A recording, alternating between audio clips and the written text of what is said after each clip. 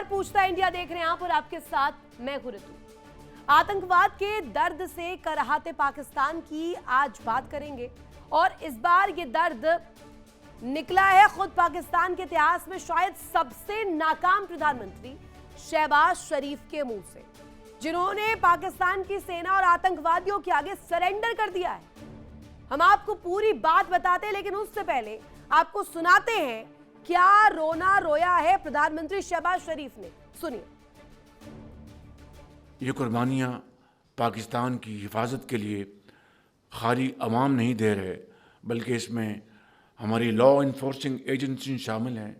इसमें हमारे अफवाज पाकिस्तान के कड़ियल जवान और अफसर शामिल हैं और इस वक्त 90,000 पाकिस्तानी शहीद हो चुके हैं इस दहशतगर्दी का ख़ात्मा करने के लिए, जिसके पीछे हिंदुस्तान का हाथ है। वसाइल भी मुहैया कर रहा है उनको, और दूसरे और भी इसमें फैक्टर्स हैं। 2016-17 में दहशतगर्दी का मुकम्मल इस मुल्क में ख़ात्मा हो चुका था।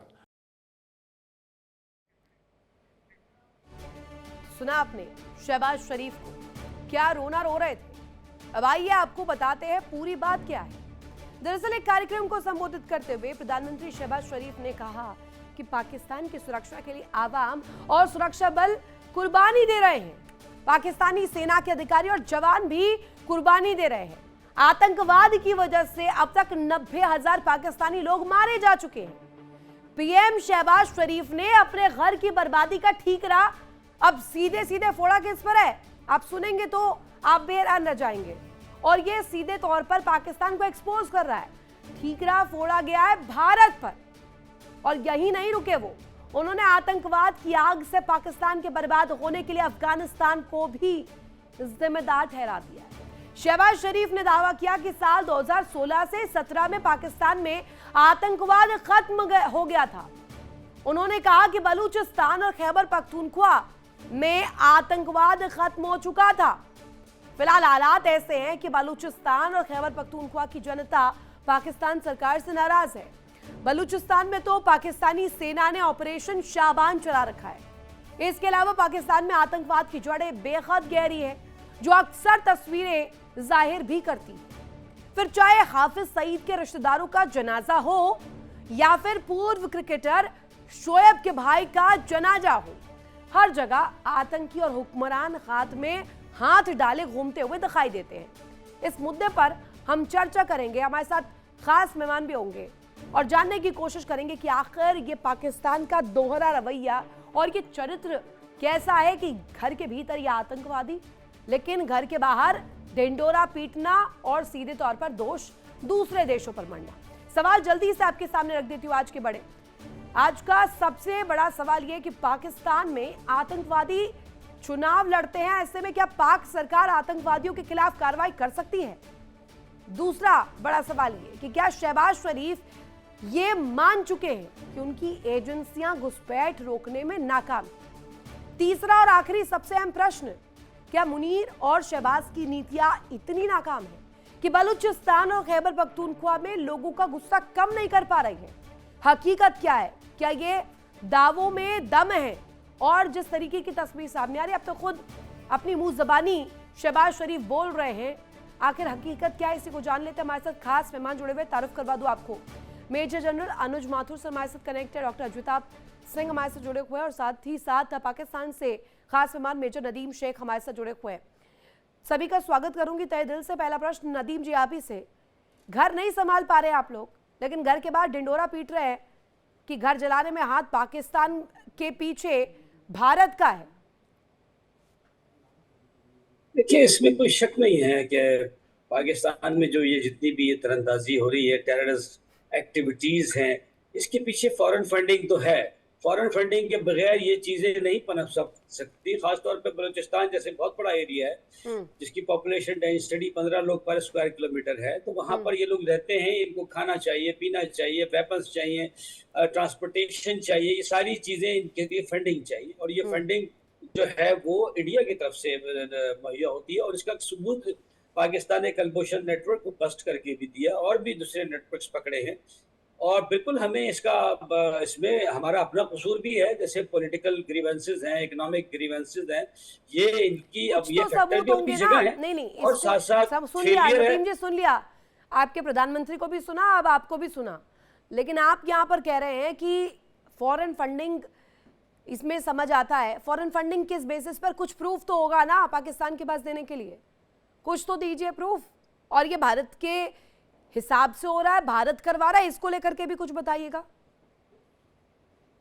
देखिए, उसका सबूत तो वही है, जैसे मैंने आपको बताया कि कलभूषण साहब का जो नेटवर्क पकड़ा है, इसमें इंडियंस यहाँ बैठकर ईरान के अंदर और बॉर्डर पर बकरान वाले सूबे में ये सारी एक्टिविटीज प्लान कर रहे थे, और इनका पूरा डोजियर जो है वो दिया हुआ है इंटरनेशनल कम्युनिटी को, और इसीलिए वो पाकिस्तान के अंदर, उनको आपको पता है कि शायद डेथ मेरा सवाल पेनल्टी आप भी समझ नहीं हुई पाए, हुई है। शायद मेरा सवाल आप समझ ही नहीं पाए। मैं आधार और प्रूफ मांग रही हूँ। इंडियंस का जिक्र तो आपके प्रधानमंत्री भी कर रहे हैं, पर है क्या प्रूफ? क्या है?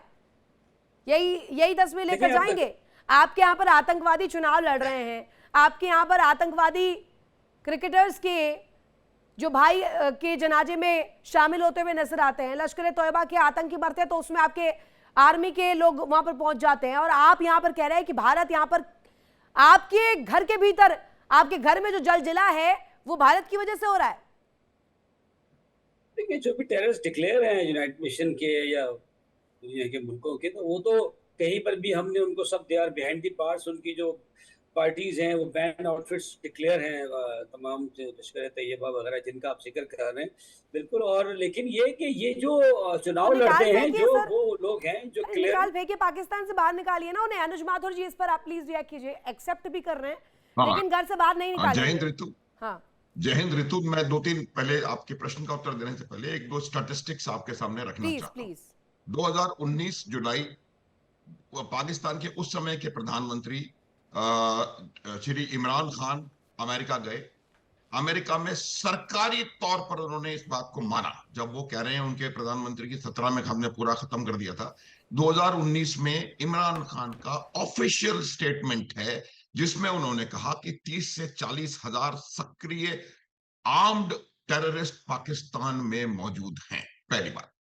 दूसरी बात, ये रिकॉर्डेड है कि 80 के दशक में सोवियत रूस से के खिलाफ अमेरिका के साथ मिलकर के एक्शन लेने के लिए इन्होंने तालिबान का गठन किया, उसको ट्रेन किया, उसको हथियार दिए, उसको सब कुछ। पूरी दुनिया इस बात को जानती है ये तालिबान किसने बनाया, पूरी दुनिया इस बात में, कोई कुछ कहने की जरूरत नहीं है इसमें।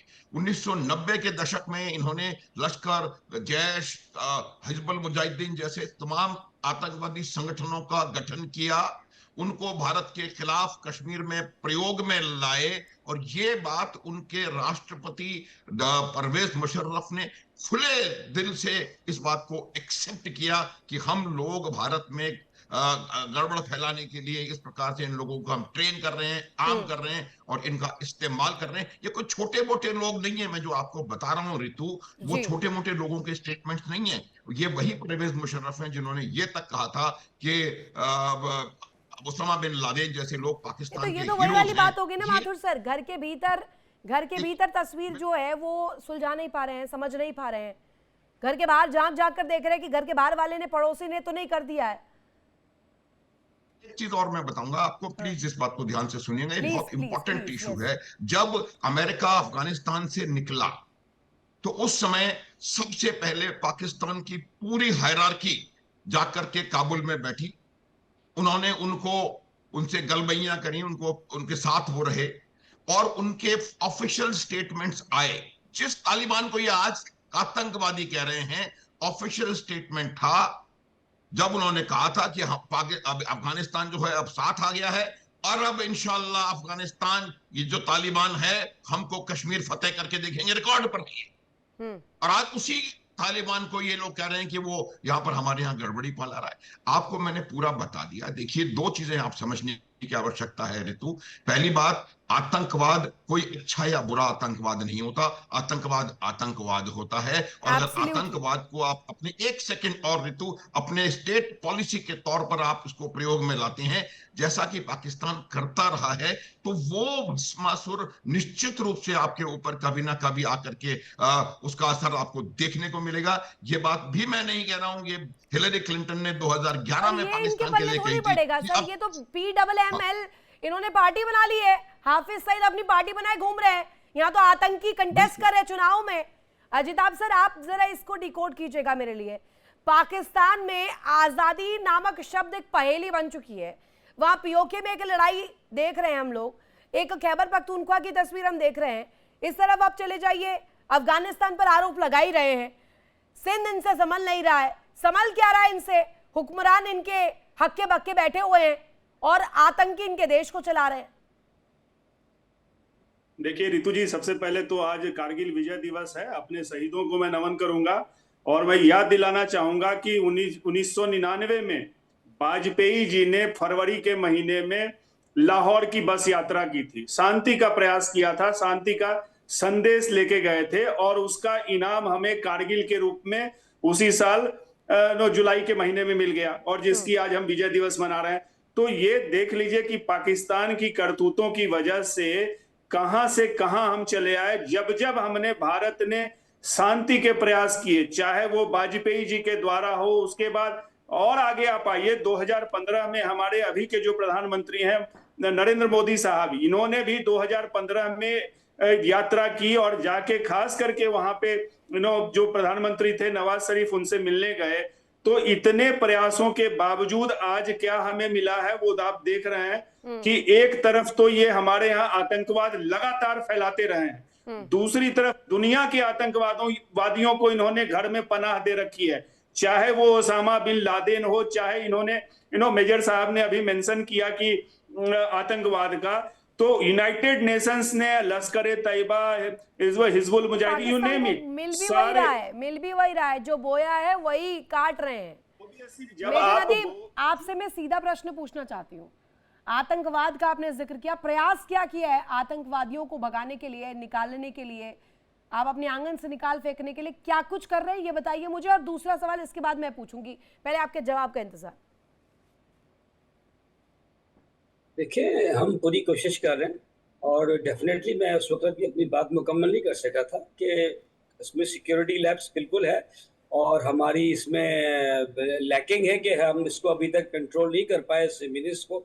और उसमें सबसे बड़ा वही था जो तालिबान की तरफ से भी जो एक अफगानिस्तान है वहाँ पर भी जो हुकूमत आ गई है वो भी जो है टेररिज्म को सपोर्ट कर रही है और उन्होंने ही तहरीक तालिबान पाकिस्तान और इस तरह की कोई 25-30 बैंड आउटफिट्स हैं जो यूनाइटेड नेशन की भी वो वहाँ पे इस वक्त काम कर रही हैं। इसीलिए कि दुनिया में किसी मुल्क ने सिवाय रशिया के उनको रिकॉग्नाइज नहीं किया हुआ है, लेकिन इंडिया उनके साथ दोस्ती का हाथ बढ़ाया हुआ है, उनको फंडिंग कर रहा है, उनको वेपन्स प्रोवाइड कर रहा है। तो एक तो आधार देंगे नदीम जी, ऐसे हवा-हवाई बातें बड़ा क्लियर नजर आ रहा है। पाकिस्तान में होती होगी ना, ये हवा-हवाई बातें वहीं पर होती होंगी, कोई तो साक्ष्य दीजिए। पाकिस्तान आज तक ये नहीं बता पाया कि हाफिज सईद को आपने कहाँ रखा हुआ है, हाफिज सईद को पाकिस्तान ने किस तरीके से वीआईपी ट्रीटमेंट दी हुई है, ये आप नहीं बता पाए, क्योंकि आपके लिए तो वो साहब है, उनको सजा हुई है, जेल में है, आपको पता है अच्छी तरह से, ठीक है, जेल में है।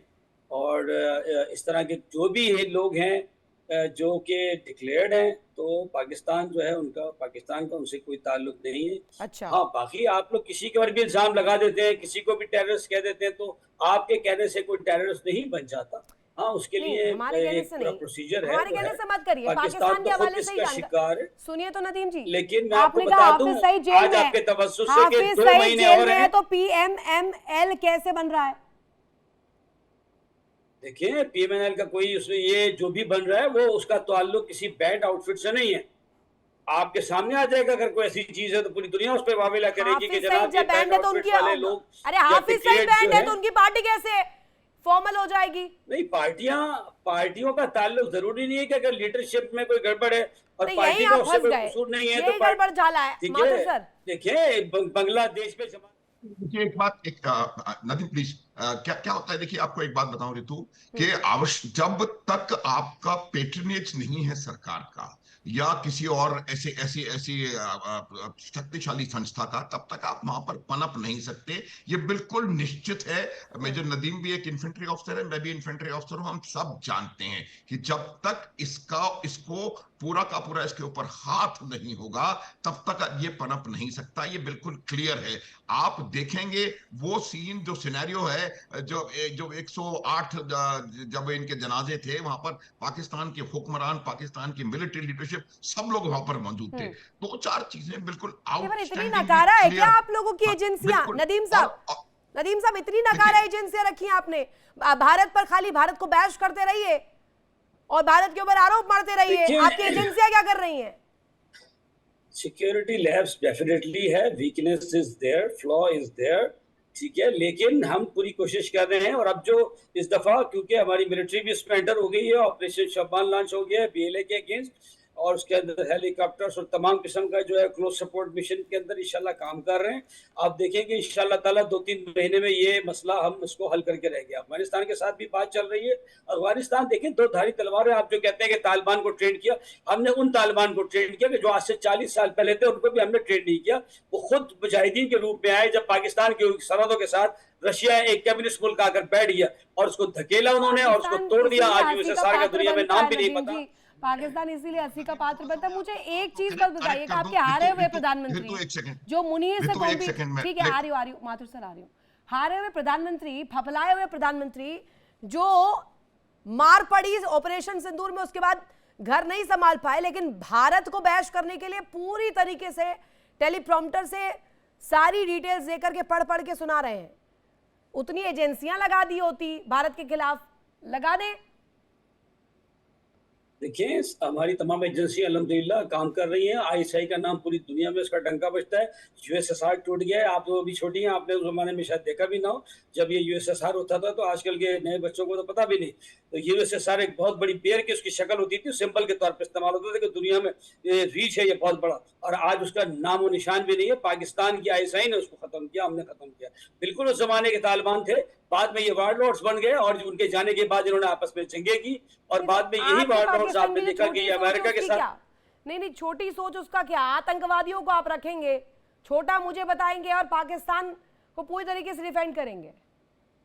उस छोटी सोच से उभरने की जरूरत है, तभी तो आप पूरी दुनिया में डिफेंड नहीं कर पा रहे खुद को। माथुर सर, देखिए, मैं आपको एक आध बात मेरी बिल्कुल क्लियर कर दूं कि अगर पाकिस्तान इस डिल्यूजन में रह रहा है कि सोवियत संघ का जो विघटन हुआ है वो पाकिस्तान की वजह से हुआ है, तो मुझे लगता है इससे ज्यादा सेल्फ डिफीटिंग कोई आर्ग्यूमेंट हो नहीं सकता। आप इसको यही छोड़ें, क्योंकि आज के परिप्रेक्ष्य से भी बाहर है। नदीम, किसी और दिन आपसे उसके बारे में बात करूंगा। और इतना शक्तिशाली पाकिस्तान नहीं है जो कि 1971 में 93,000 सरेंडर्स और 1980 में सोवियत संघ को उन्होंने तोड़ करके रख दिया। ये बिल्कुल जियोग्राफिकल लिमिटेशन को हाईलाइट ना कर, that was geographical defeat, not military defeat, that was political और जियोग्राफिकल डिफीट। आप बोल रहे हैं मैंने कुछ नहीं कहा, मैं आपके प्रश्न का उत्तर दे रहा हूं। और डिल्यूशन में जब रहते हैं तब आप गलत निर्णय लेने के लिए पहुंचते हैं। ये बात बिल्कुल क्लियर होनी चाहिए। जब तक आपको ये मिलिट्री की ट्रेनिंग है, no yourself, know your enemy, what you can do, what anybody else can do. Unless you do not do that, you will not win. And we are prepared. दिल्लू में तो इनके प्रधानमंत्री भी हैं, इनके फील्ड मार्शल भी हैं, इनके मुनीर साहब भी दिल्लू में ही जीते हैं, डेल्यूजनल ही हैं वो भी। उनकी तरफ से जो कहा जाता है उसका कोई साक्ष्य नहीं होता, कोई प्रूफ नहीं होता, बस हवाई बातें कर देनी है ताकि आवाम को साध सके, आवाम को साथ रख सके। बहुत शुक्रिया इतना ही समय मेरे पास था, कीमती वक्त देने के लिए आप तीनों ही मेहमानों का। इसी के साथ यहाँ रुकेंगे एक छोटे से ब्रेक के लिए। आप बने रहिए इंडिया डेली के साथ। देखिए इंडिया डेली 24/7 अब आपके स्मार्ट टीवी पर। इंडिया डेली मौजूद है सभी डिजिटल प्लेटफॉर्म पर लाइव और लगातार। इंडिया डेली 24/7 हर दिन राष्ट्र को समर्पित।